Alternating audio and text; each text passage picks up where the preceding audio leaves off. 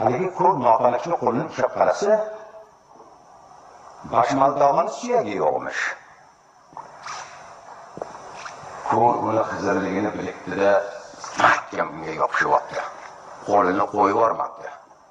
Shunda Xizr unga yuzlanib, "Ey bechora ko'r, ko'zing ojiz ekan.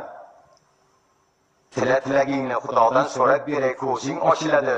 Yorug' dunyoni, quyoshni, osmonni, qizlar jamoli-yu go'daklar hamdasini ko'radigan bo'lasan. Iltijoying bormi?" debdi. Shunda ko'r, "Ha, Xizr, iltijoyim bor. Faqat bitta iltijo, umrim bo'yi orzu qilib yurgan iltijo, Xudodan so'rab ber. Bu dunyoda hamma ko'r bo'lsin", debdi.